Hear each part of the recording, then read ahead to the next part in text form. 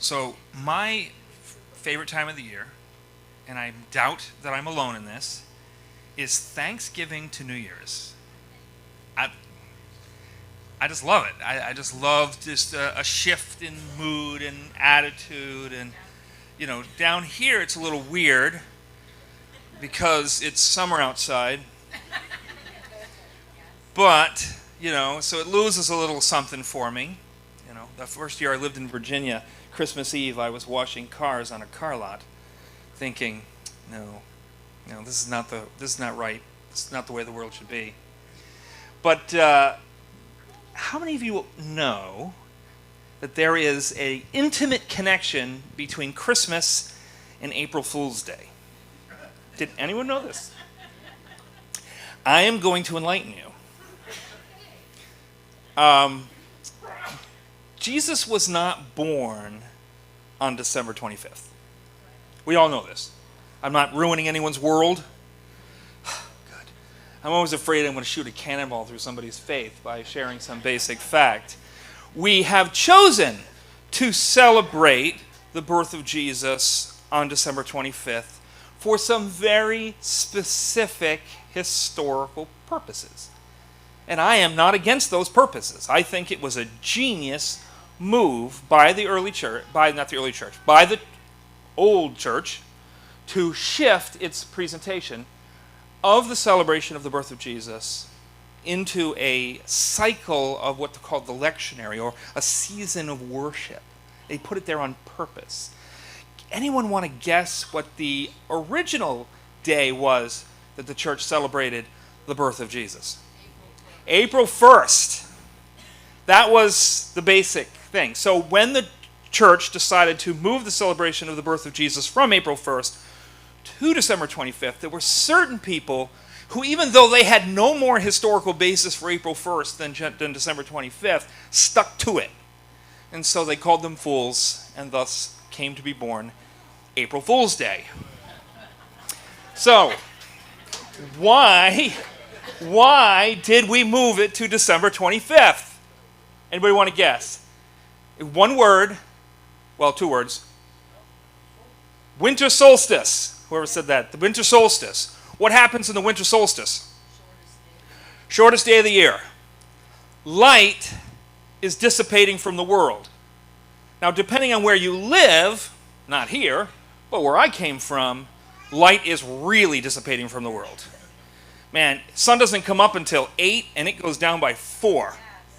Okay, you go up in Alaska, and there are weeks of the year in certain places of Alaska where the sun does not come up at all. Yes. Now, we live in a miraculous age, a technologically wondrous age. We are artificially sustained in our lives. That is a miracle. This is unbelievable. This has more power than the spaceships that went and put people on the moon in the 1960s. This. I have the compendium of human knowledge available to me right here. I don't have the wisdom to know what to do with it all, but it's here. And of course, what do we do with it? We watch cat videos. But we live in a miraculous age. Our nights are lit by the electric.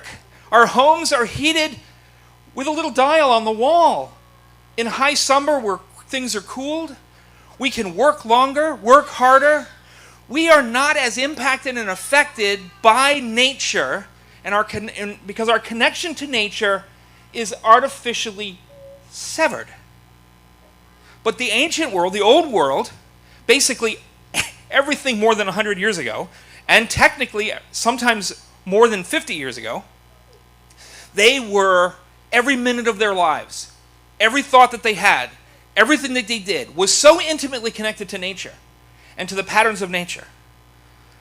When the sun began to wane, they knew it. They could find their way home by the stars. How many here could do anything by the stars other than go, cool? Nothing. We are helpless. If our technology disappeared today, most of us would be dead by Christmas.